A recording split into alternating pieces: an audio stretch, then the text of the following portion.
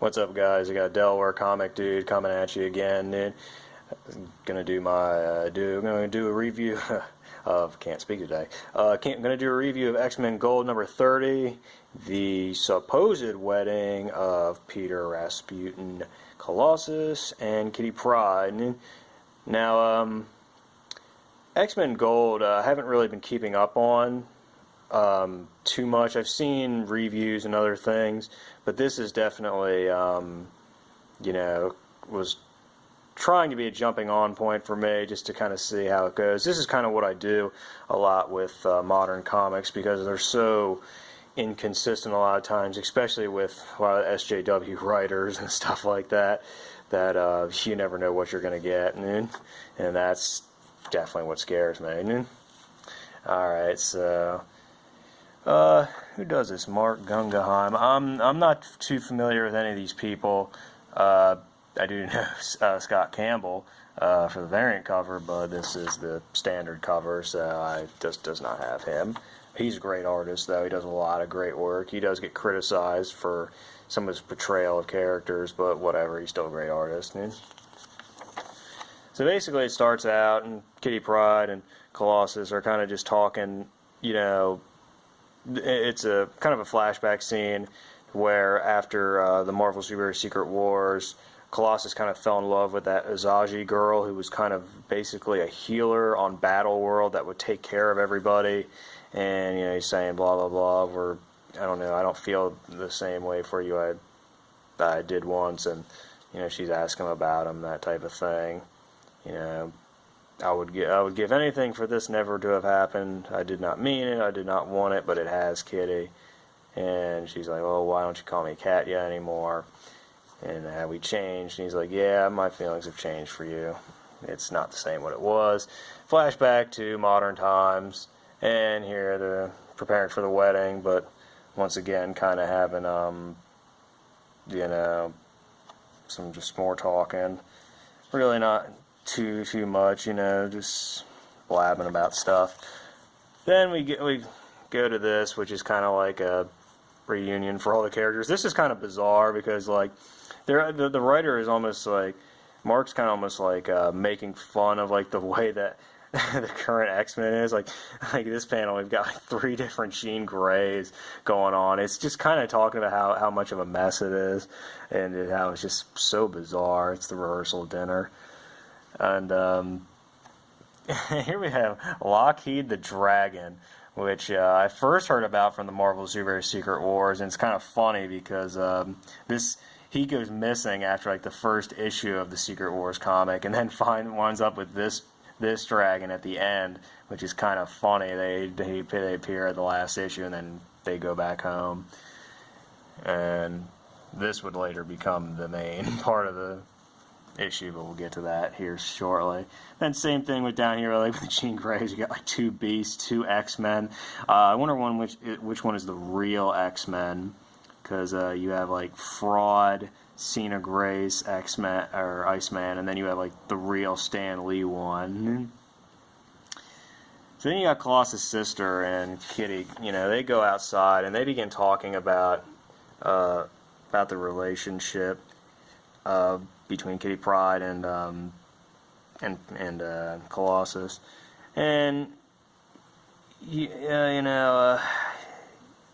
Colossus' sister is basically not for it. She can tell that it's kind of interesting because she's kind of like, well, if it was meant to be, it would have happened already, that type of thing, and it's definitely interesting, and she's just kind of but she's kind of ashamed.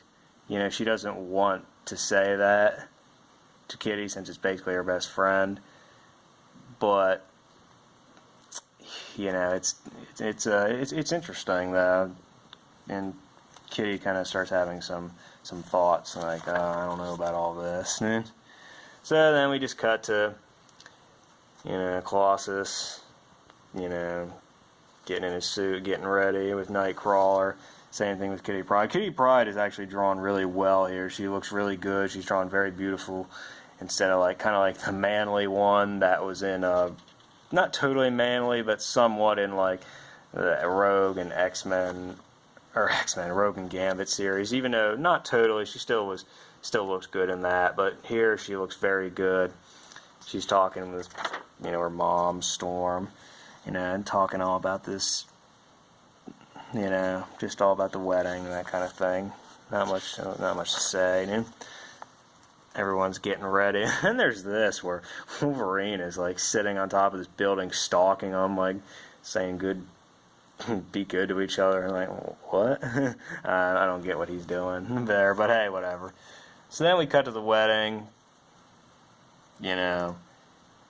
Storm's, everyone, they're talking about how Storm's making it a beautiful day, and how, how everything is going to be good.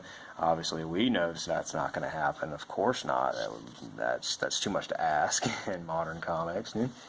Rogue's talking with Colossus' sister, and she's telling her all about this, how she told her about how she didn't, think the relationship was going to work, blah, blah, blah, blah, blah. And like, this is funny where Cyclops and Jean Grey are like, oh, well, apparently we got married right here. And like, they don't even know anything about it, and it's like what happened? Obviously that was a bit much, but it's definitely different. Rogue and Gambit, which was basically like the premier X-Men couple back in the 90s, back in the Jim Lee X-Men Volume 2 era. I actually loved them. Gambit's probably my favorite X-Man. It's tough. I like a lot of them. And I always like their relationship. It's really flirtatious and very fun and sexy, that type of thing. It's really entertaining. And then, so here, the wedding's about to start, and of course, Nightcrawler forgets the rings, and it's kind of funny because then he's like, "Oh, gotta go get him real quick," and then it's like, "All right, time to get this wedding underway." Dun dun dun dun. Music playing, and she's walking along. He's like, "Wow, oh my." And here's a really good drawing. Kitty Pryde looks very beautiful here. It's very, very sexy, very good. Not like a man or anything like that. And that's always a positive thing. Talking more.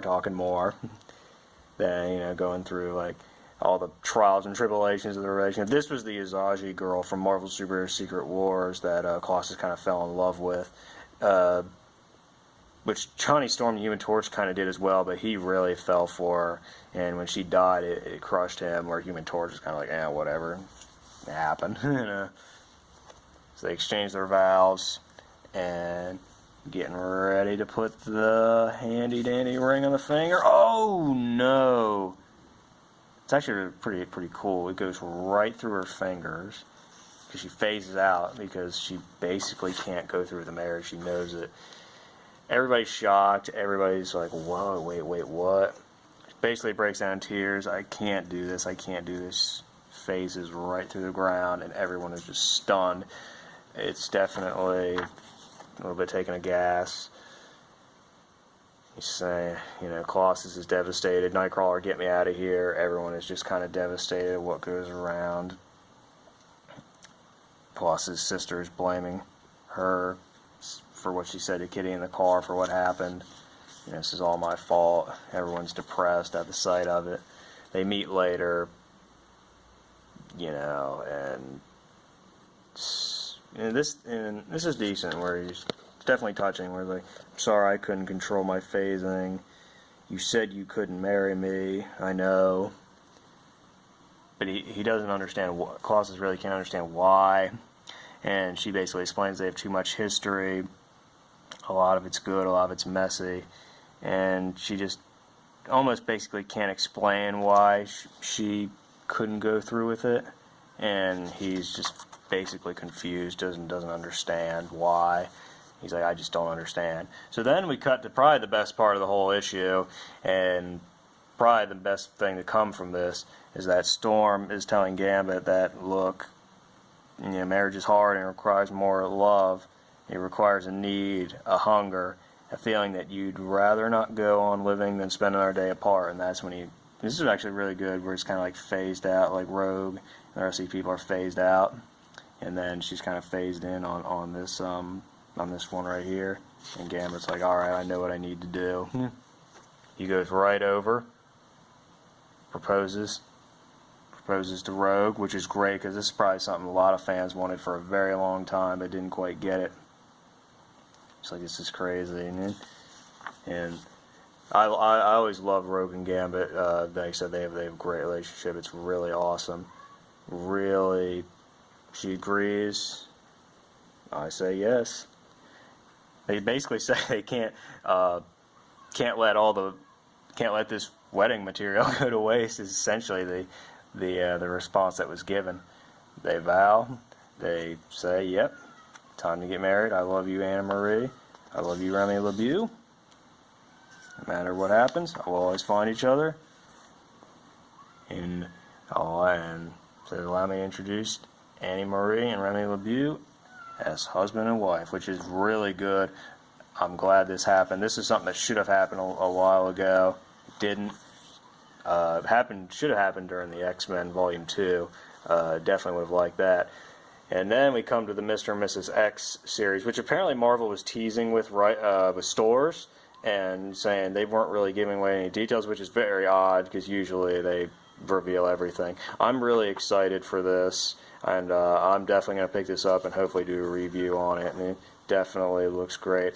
Kelly Thompson, I'm not a huge fan of her. Apparently she's really toxic with fans and everything, but her Rogue and Gambit series was very good. I'm hoping to do a review of that. So that's the best thing I can say about her. And it's showing some more art, that kind of thing, of all that kind of stuff. She looks depressed. How was she?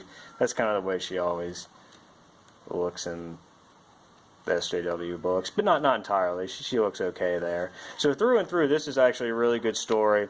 I definitely recommend it. Definitely for any Gambit fans out there, because I love Gambit. Unfortunately, it was tainted by the X-Men Origins Wolverine movie, which was garbage. I'm not even going to talk about that. Maybe in a later video or something like that. But until then, guys, this is very good. Definitely pick it up if you're a Gambit fan or an X-Men fan. It's very the art is good. I'm kind of glad that what happened mainly because I love Rogue and Gambit. I'm really excited for this Mr. and Mrs. X series, and I'm definitely going to pick that up and do a review of that. But alright, guys, appreciate it.